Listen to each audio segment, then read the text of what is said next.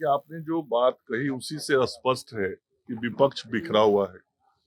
दूसरा, विपक्ष मुद्दा विहीन है, मुद्दे नहीं है उनके पास। तो मुद्दा विहीन विपक्ष मुद्दों की तलाश में है, बिखरा हुआ विपक्ष है। और यह बहुत सामयिक है कि जब चुनाव आएगा तो उनको अपनी राजनीतिक दुकान चलाने के लिए कुछ तो गतिविधियां करनी पड़ेंगी। देखिए, बिहार में इस वक्त बिहार यात्रा का सिलसिला सा चल उठा है। बिहार में अलग अलग पार्टी के नेता जो हैं बिहार दौरे पर हैं। अपने अपने दौरे का नाम अलग अलग रख रखे हैं। कोई सरकार बनाओ यात्रा पर है, तो कोई हिंदू स्वाभिमान यात्रा पर है, तो कोई नारी सम्मान यात्रा पर है, तो कोई वक्फ अधिकार यात्रा पर है, कोई जनसुराज यात्रा पर है। तो अलग अलग पार्टियों के नेता हैं, अलग अलग यात्रा निकाले हैं, बिहार का दौरा कर रहे हैं, बिहार भर में घूमने वाले हैं। ऐसे में मंगल पांडे से आज सवाल किया गया बिहार दौरे को लेकर, तो मंगल पांडे इसका ठीकरा विपक्ष के ऊपर फोड़ने लगे और कहने लगे कि इससे साफ तौर पे पता चलता है कि विपक्ष एकजुट नहीं है। इसी के कारण वो अलग अलग यात्रा निकाल रहे हैं। पूरे मामले पर क्या कुछ कह रहे हैं मंगल पांडे, सुनिए। मंगल पांडे जी, विपक्ष की तरफ से कई यात्राएं निकल रही हैं। माले जनविरोधी नीतियों, सरकार की जनविरोधी नीतियों के कारण 16 तारीख से यात्रा निकाल रही है। कांग्रेस स्मार्ट मीटर के खिलाफ यात्रा निकाल रही है। तेजस्वी यादव कार्यकर्ताओं को एकजुट करने के लिए यात्रा निकाल रहे हैं। तो विपक्ष आप लोगों के खिलाफ गोलबंदी करने के लिए एक बड़े पैमाने पर यात्राओं का दौर शुरू कर रहा है। देखिए, आपने जो बात कही उसी से स्पष्ट है कि विपक्ष बिखरा हुआ है। तभी तो अलग अलग अपना कार्यक्रम कर रहे हैं। तो विपक्ष बिखरा है। दूसरा, विपक्ष मुद्दा विहीन है, मुद्दे नहीं है उनके पास।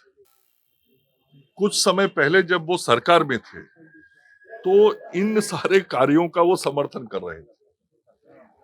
आज जब सभी काम अच्छे तरीके से हो रहे हैं तो उनको उसमें कमियां दिखाई पड़ रही हैं। तो मुद्दा विहीन विपक्ष मुद्दों की तलाश में है, बिखरा हुआ विपक्ष है। और यह बहुत सामयिक है कि जब चुनाव आएगा तो उनको अपनी राजनीतिक दुकान चलाने के लिए कुछ तो गतिविधियां करनी पड़ेंगी।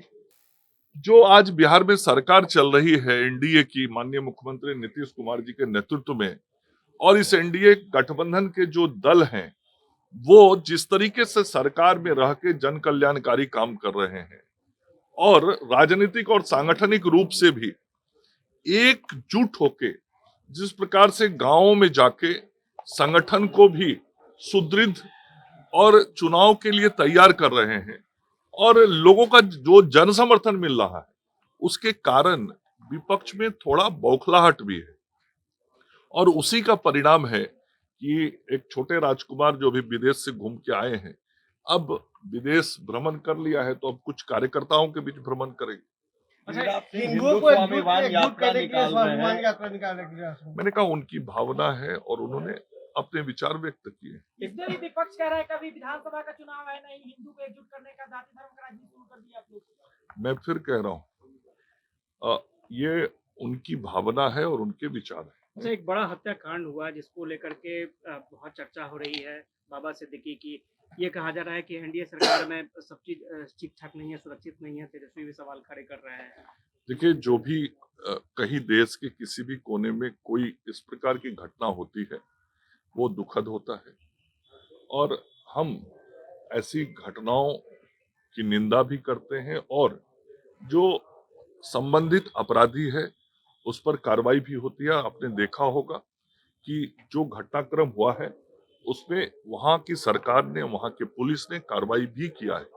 मंत्रिमंडल विस्तार को लेकर चर्चा हो रही है मंगल पांडे जी की, जल्दी मंत्रिमंडल विस्तार। ये माननीय मुख्यमंत्री जी का विशेषाधिकार है।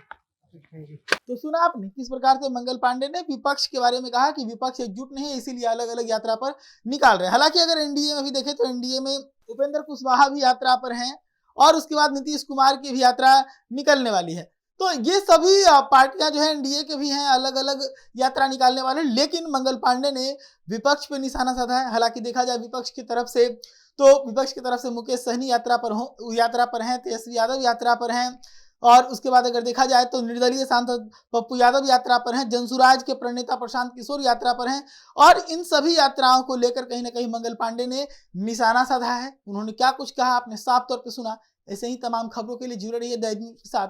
धन्यवाद।